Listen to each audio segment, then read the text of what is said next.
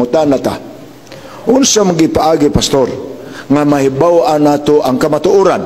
Mahibaw-an nimo ang kamatuoran pinaagi sa pagtuon sa Biblia. Kung mahibaw-an nimo ang kamatuoran nga gitudlo sa Biblia, pangitaa ang simbahan kun relihiyon nga nagtudlo sa Biblia. Diha nimo makaplagan ang kamatuoran. Basta pastoy na gani sa mga sulpot ang manudlo sa giingon nilang kamatuoran, kita nga mga naminaw nga nakabalo, wa gid makaplagang gitawag og kamatuoran. Gani ang ilahang ginahimo, ginabaliktad pa nila ang mga butang sa nakasulat sa balaang kasulatan. O tanawon ni nga itong higala nga pastoy. Di ingon niya, makaplagan daw ang tinuod. Number 1, pinagi sa pagbasa. And number 2, pinagi daw sa, atro sa pagbasa, diha pa daw ipapangitaon ang tawag ining tinuod nga iglesia nga nagwali daw mahitungod sa Biblia.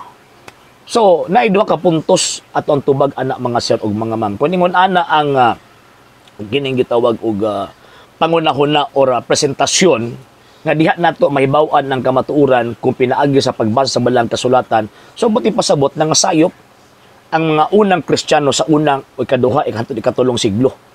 Or even pag-abot sa ikaupat. Nga naman, kaya kung sila gibit-bit Biblia at the time.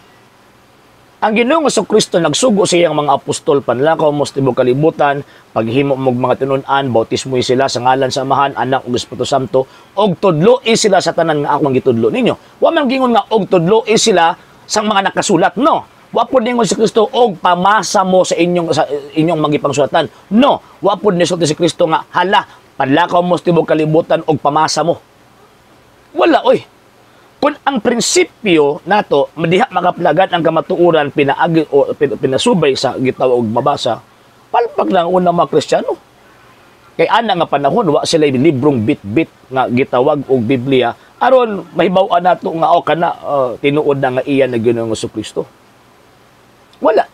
Ulahin naman ang kay Biblia. Ya kanang pagtulunan nga basa o nag Biblia nya di makita ang kamatuoran di man na pagtulunan sa mga apostol.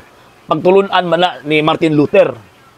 O ba ito, kinong Seventh-day Adventist, kini nga pastor, kay member man ng Seventh-day Adventist, or pastor ng Seventh-day Adventist, Protestant ang ilang classification in terms of katong classification nila sa pagka-Kristiyano. Protestant. Gi-adapt nila ang teaching ni Luther. So, mo ito number 1. Number 2, sige nung sa Kristo, wa pagsugo sa mga apostol nga pagsulat mo. Wa magsugo nga pagsulat mo. Ang giingon ni Kristo tudloi sila. Mo bitaw nga importante sa mga Katolikong Kristiyano o sa mga Kristiyano for the first 300 years ang persona or ang magawali nga naay koneksyon sa responsable naghatag og otoridad sa pagtudlo mahitungod sa ebanghelyo. Di ba? Romans chapter 10 verse 14 to 15 unsaon man pagtuo kung walay gitawag og magwali, unsaon man pagwali kung walay gipadala. So, buti pasabot, dili ka pwede magtudlo ka ni adto kung dili ka gipadala. Unya ang pagpadala dili man Biblia. Ang pagpadala na may responsable naghupot sa otoridad gikan kang Ginoong Kristo nga nagsugod kanila sa pagwali ug pagtudlo. Si Kristo nagtukod og teaching church. Wa magtukod si Kristo og reading church. Wala. Og sabot nang wa gisugod ni Kristo ang iyang mga apostol nga pagsulat mo. Diba? Sa unsa man atong paghihang makaplagan ang kamatuoran, atong hinumduman nga si Kristo ang dalan, ang kamatuoran ug ang kinabuhi. San Juan kapitulo 14 bersikulo 6. Unya kining Kristo nga dalan, kamatuoran ug kinabuhi nagtukod nig iyang kaugalingong iglesia nga sumala pa ni San Pablo iyang lawas. Unya ingon pa ni San Pablo nga mao ang haligi ug patukuranan sa tanang kamatuoran. So, buti pasabot, una nato makita ang kamatuoran, una nato masabtan ang nakasulat sa balaang kasulatan, kinahanglan pangitaon una nato ang iglesyang gitukod ni Kristo.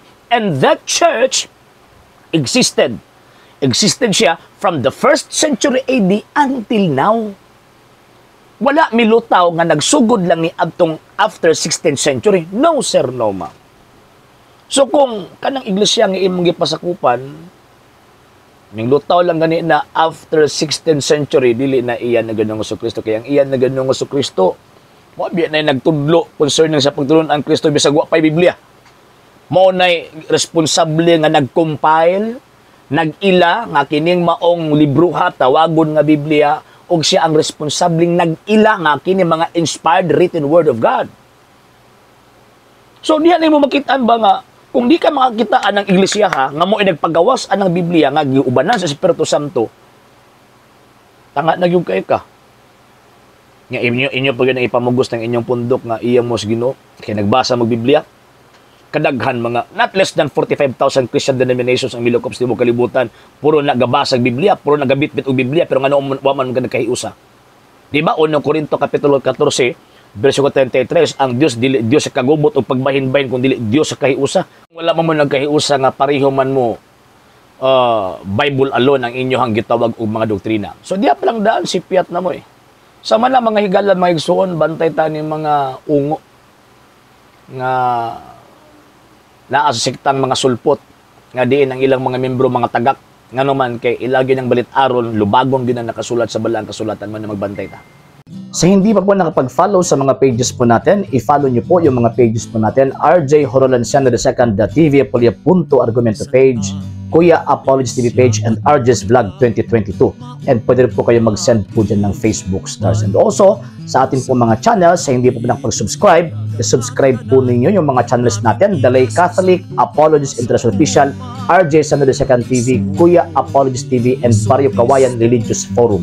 And pwede rin po kayo mag-send po dyan ng super sticker, super chats, and super thanks. And maraming salamat po sa mga kapatid at mga Katoliko na ulis pong tumutulong sa programa po natin. Maraming salamat po. Nang dahil po sa tulong at suporta po ninyo, ang programa pong ito, until now, andito pa rin po sa social media. And until now din po, nangangailangan pa rin po tayo sa tulong at suporta po ninyo dahil wala po kami magagawa rito mga sir, mga ma'am, kung wala po yung tulong at suporta po ninyo. Sa gusto pong tumulong, sa gusto pong sumuporta, pwede po ninyong ipadala ang tulong at suporta po ninyo sa pamamagitan po ng ating mga account numbers dyan po sa ating pong screen.